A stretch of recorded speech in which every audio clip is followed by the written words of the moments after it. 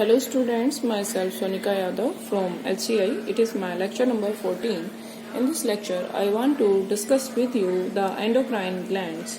So endocrine gland which start with gonads, pancreas, kidney and GIT. So first of all, gonads. Gonads are the testes and the ovaries in the male and female respectively. Testes, they work under the influence of the luteinizing hormone and follicle stimulating hormone. And ICSH, that is the interstitial cell stimulating hormone, that is the leading cells which secrete the male sex hormone, that is the testosterone. So testosterone stimulates the development of the external genitalia in the fetus, and testosterone is very important hormone that is responsible for the secondary sexual character in the males, like the low pitch voice at the puberty, beards and mustache development, and we can say shoulder broadening. All these the characters of the male during the puberty age, that is due to the release of the testosterone. Next one is the ovary. Beta, ovary kya hai? These are the paired organ. They are the primary sex organ of the female, and they produce mature ova under the influence of the follicle stimulating hormone. Maturing ova produce female sex hormone, that is the estrogen.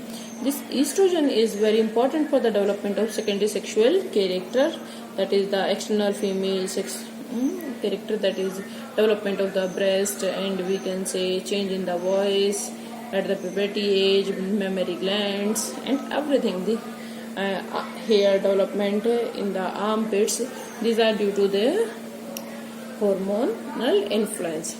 So the empty follicles after the release of the ovum, that is known as the corpus luteum, and this corpus luteum secrete another female hormone, that is the progesterone hormone. This is also known as the pregnancy hormone because it helps in the production of the production, or we can say formation of the placenta during the pregnancy, and this placenta help in the transportation of the nutrient from the mother to the fetus, and it help in this progesterone help in the thickening of the uterine wall. Uterus की जो wall है बेटा वो thick हो रही है for the attachment of the fetus into the mother's womb, that is due to the progesterone release. And very important thing, it stop the release of the new ova during the pregnancy period. So these are the female hormone, that is estrogen and progesterone. What are the differences between the estrogen and the progesterone? But estrogen that produced by maturing ova, and progesterone it is produced by the corpus luteum. Corpus luteum क्या है बेटा? Epigraphian follicle. Estrogen बेटा ये help करता है in maintaining sexual maturity, and progesterone help करता है in maintaining the pregnancy and growth of the uterine wall.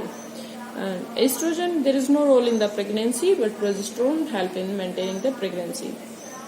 Estrogen beta it help in the change, it help in the secondary sexual characters, or it help in the change in the breast and the pelvic growth region. And progesterone it help in the attachment of the embryo to the uterine wall, and it help in the formation of placenta and mammary glands during the pregnancy. Our next hormone that is released by the pancreas. So first of all pancreas बेटा, pancreas है क्या? एक heterocrine gland है. Heterocrine gland का मतलब यहाँ पर कि ये दोनों तरह वर्क करती है, exocrine as well as endocrine. Exocrine बेटा वो होती है जिनकी डक्ट पाई जाती है. सो पेनक्रियाज में बेटा पेनक्रियाज में दोनों तरह की सेल्स हैं, सम हैविंग द डक्ट, और वो क्या है बेटा? That is the acinar cells. वो एक्नार सेल्स की डक्ट होती है pancreatic duct which release the pancreatic juice. When it contain enzyme which help in the digestion of the fat, protein and different carbohydrate molecules. Next one is the endocrine. Endocrine, that means ductless gland. So some cells are present in the pancreas, that is known as islet of Langerhans. Islet of Langerhans, they are of the three type, alpha, beta and the gamma, and they produce the hormone. So pancreas produce both hormones as well as the pancreatic juice. That's why it is known as heterocrine gland. That means it behave like exocrine as well as it behave like endocrine gland. The islet of Langerhans secrete the two main hormone, that is insulin and the glucagon. Insulin बेटा ये beta cells of islet of Langerhans से release होता है, और जो insulin है इसका main काम है is to break down the sugar, glucose molecule का ब्रेक डाउन करता है, और that glucose is used up by the cells tissues and absorb in different tissues. If deficiency of insulin, that time a person facing the problem that amount of the blood glucose level rise up, and due to the more glucose in the blood, the person excrete more glucose in the urine, and that condition is known as the diabetes mellitus. Diabetes mellitus क्या है? Blood में sugar का level बढ़ जाना, that is a diabetes mellitus, और we can say simple diabetes और the sugar का rise up होना दैट डायबिटीज मेलाइटिस कहलाएगा. सो जिस पेशेंट को डायबिटीज है that take less sugar in the daily diet. Okay, और उस पर्सन का क्या है बेटा, अगर शुगर का लेवल बहुत ज्यादा बढ़ जाए, सो that time that person take the injections of the insulin, and that insulin break down the raised glucose and reduce the amount of glucose into the body. अगर किसी पेशेंट को डायबिटीज मेलाइटिस है तो बेटा उसकी हीलिंग पावर है वो reduce हो जाएगी, कीटोन बॉडीज का प्रोडक्शन होगा, और जो उसका विजन है देखने की क्षमता वो कम हो जाएगी, ब्लड विजन होगा, किडनी में प्रॉब्लम होगी. Okay, so that is the symptoms of the diabetic patient. One more disease that we already heard, that is diabetes insipidus. बेटा मेलाइटस एक कंडीशन है जिसमें ब्लड में शुगर का लेवल बढ़ गया है, बट डायबिटीज इंसिपिडस है क्या? ब्लड में शुगर लेवल नॉर्मल है, बट यहाँ पर एक दूसरे हार्मोन की कमी हो गई, that is ADH. Diabetes mellitus में इंसुलिन की कमी हुई थी, यहाँ पर एडीएच की कमी हुई है.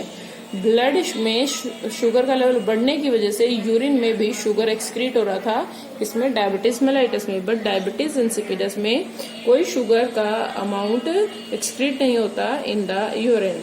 अमाउंट ऑफ यूरिन की अगर बात करें तो डायबिटीज मेलाइटिस में ब्लड के अंदर शुगर ज्यादा है, वही शुगर रिलीज हो रही है इन द यूरिन. सो जो यूरिन है वो येलो कलर का होगा, और कहें तो कंसेंट्रेटेड होगा, amount of water come and salt ज्यादा. बट डायबिटीज इंसिपिडस इसका जस्ट अपोजिट है कि यूरिन डाइल्यूटेड है, बहुत ज्यादा पतला होगा. एक और हार्मोन रिलीज करते हैं pancreas, that is the glucagon. ये बेटा alpha cells of the islet of Langerhans से सिक्रीट होता है, और ये हेल्प किसमें करता है बेटा? mobilization of glucose from the glycogen and other source. That means it maintain the sugar level. अगर ब्लड में शुगर का लेवल कम हो रहा है, so that time it break down the glycogen. Glycogen हमारे बेटा लीवर में स्टोर्ड है, उसको ब्रेक डाउन करेगा और मेंटेन करेगा ग्लूकोज का level into the blood. Next है जीआईटी, गैस्ट्रोइंटेस्टाइनल ट्रैक्ट. बेटा जीआईटी में बहुत सारे हार्मोन सिक्रीट होते हैं जो activity of the gastrointestinal tract की मेंटेन करते हैं, जैसे कि स्टमक हो गया, इंटेस्टाइन हो गया, इन सब की एक्टिविटीज को मेंटेन करने के लिए गॉल ब्लैडर हो गया, कुछ हार्मोन्स है. सबसे पहला है बेटा गैस्ट्रिन. गैस्ट्रिन जैसे कि नाम से पता चल रहा है कि कहीं ना कहीं गैस्ट्रिक ग्लैंड को क्या करेगा? एक्टिवेट करेगा और गैस्ट्रिक जूस सिक्रेट कराएगा. सो गैस्ट्रिन ये काम कहाँ कर रहा है? In the stomach. सिक्रेटिन बेटा ये स्टॉप करता है गैस्ट्रिक एक्टिविटीज के सिक्रेशन को. कोलेसिस्टोकाइनिन बेटा ये हमारे गॉल ब्लैडर के ऊपर काम कर रहा है, और ये हमारे पेनक्रिएटिक जूस पर काम कर रहा है. देन एंटेरोकाइनिन बेटा ये हमारे इंटेस्टाइनल जूस पर काम कर रहा है. बात है नेक्स्ट किडनी. किडनी बेटा वैसे तो एक एक्सक्रीटरी ऑर्गन है, और ये हमारे बॉडी वेस्ट को एक्सक्रीट आउट करती है, बट ये दो हार्मोन और रिलीज कर रही है. One is the erythropoietin and next is the renin. Erythropoietin ये रिलीज कर रही है जो हेल्प करता है प्रोडक्शन ऑफ आरबीसी में, और रेनिन हेल्प करता है in maintaining the blood level in the glomerulus, और ये हमारे GFR को मेंटेन करता है, अल्ट्राफिल्ट्रेशन को बढ़ाता है। ओके, नेक्स्ट बेटा हार्ट। हार्ट की अगर हम बात करें, वैसे तो पंपिंग ऑर्गन है, बट ये भी एक हार्मोन रिलीज करता है, और उस हार्मोन का नाम है बेटा एट्रियल न्यूट्रेटिक फैक्टर ANF। ये बेटा ब्लड प्रेशर को डिक्रीज करता है। इट इज वर्क अगेंस्ट और antagonistic to the renin. Next है बेटा homeostasis and hormonal feedback system. बच्चा होम्योस्टेसिस होता क्या है? होम्योस्टेसिस है कि हमारे जो इंटरनल है उसके एनवायरनमेंट को मेंटेन किया जाए। So internal environment of the hormone वो बेटा रेगुलेट किया जाता है, रेगुलेट किया जाएगा कि उसकी कंसंट्रेशन ऑप्टिमम रहे, बहुत ज्यादा हार्मोन भी रिलीज ना हो और बहुत कम भी हार्मोन रिलीज ना हो। अगर हार्मोन कम होगा तो डेफिशिएंसी डिसऑर्डर होंगे, अगर हार्मोन का लेवल ज्यादा होगा तो हाइपोसिक्रीशंस की वजह से क्या होगा? डिजीज होगी। सो फीडबैक सिस्टम है बेटा जिसमें दोनों ही चीजें रेगुलेट होती है। अगर कंसंट्रेशन बहुत ज्यादा है किसी हार्मोन की सो उसका कंसंट्रेशन कम किया जाता है, अगर कंसंट्रेशन कम है तो वो भी सिग्नल अगेन हाइपोथैलेमस को जाएगा और कंसंट्रेशन बढ़ा दी जाएगी। सो जो फीडबैक है एक रेगुलेटरी मैकेनिज्म है, और ये फीडबैक मैकेनिज्म बेटा लेवल ऑफ द सब्सटेंस पर डिपेंड करता है कि प्रमोट होगा या इनहिबिट होगा हार्मोन का सिक्रीशन। सो फर्स्ट है, हम एग्जांपल लेकर चलते हैं थायरोक्सिन। थायरोक्सिन क्या है बेटा? अगर हम बात करें तो थायरोक्सिन हमारी बॉडी में थायराइड ग्लैंड के थ्रू सिक्रीट होता है। अब थायराइड ग्लैंड अगर थायरोक्सिन कम सिक्रीट कर रही है सो लो लेवल ऑफ थायरोक्सिन ये हमारी हाइपोथैलेमस को स्टिमुलेट करेगा। और स्टिमुलेट क्यों करेगा? कि थायरोक्सिन की कंसंट्रेशन को बढ़ा दिया जाए और ऑप्टिमम लेवल तक लेकर आया जाए। सो हाइपोथैलेमस बेटा एक हार्मोन रिलीज करेगा जो है thyroid stimulating hormone, that is releasing hormone. Releasing hormone का मतलब ये थायराइड ग्लैंड तक सिग्नल पहुंचा रही है कि थायराइड का ग्लैंड अपना सिक्रीशन स्टार्ट करे, रिलीज करे।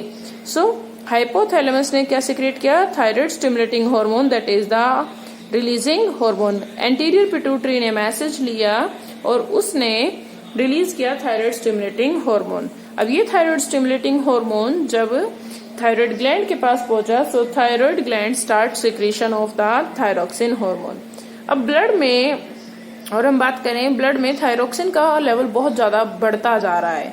सो दैट टाइम अब ब्लड का थायरोक्सिन जो एक्सेस है वो वापस इनहिबिट करने के लिए मैसेज सेंड करेगा to the hypothalamus. So inhibit करने के लिए मैसेज किस पे गया? हाइपोथैलेमस पे कि क्या हाई लेवल ऑफ थायरोक्सिन है, now it's turn to inhibit. So hypothalamus ने क्या किया? थायराइड स्टिमुलेटिंग हार्मोन जो रिलीजिंग था उसको बंद कर दिया और अब स्टार्ट कर दिया इनहिबिटरी, और वीकेंड से कोई सिग्नल ही नहीं दिया। रिलीजिंग हार्मोन सिक्रेट होना बंद हो गया तो एंटीरियर पिट्यूटरी को हार्मोन नहीं मिल रहा है। अब एंटीरियर पिट्यूटरी को हार्मोन नहीं मिला तो it is not sending signal to the thyroid gland. अब थायराइड ग्लैंड को कोई सिग्नल नहीं मिला so thyroid gland thyroxine hormone का रिलीज बंद कर देगी। सो ये था बेटा एक रेगुलेटरी मैकेनिज्म कि अगर कंसंट्रेशन बढ़ जाए देन स्टॉप, अगर कंसंट्रेशन कम हो then start the release of the hormone, and it help in maintaining the optimum level of the hormones into the blood। बेटा एक और है, जैसे कि अभी हमने बात की थी इंसुलिन। इंसुलिन का मेन काम है is to lower down the amount of sugar into the blood. ये सिक्रीट हुआ है by beta cell of the islet of Langerhans से। अगर अमाउंट ऑफ शुगर कम है ब्लड में सो दैट टाइम इंसुलिन का सिक्रीशन बंद हो जाएगा, और अमाउंट ऑफ शुगर बहुत ज्यादा है सो लेवल ऑफ इंसुलिन वापस बढ़ जाएगा। So that is our regulatory mechanism and it is controlled by hypothalamus and the pituitary gland. So this all about the chapter control and coordination. Today we finished our chapter. Thank you so much. Have a nice day.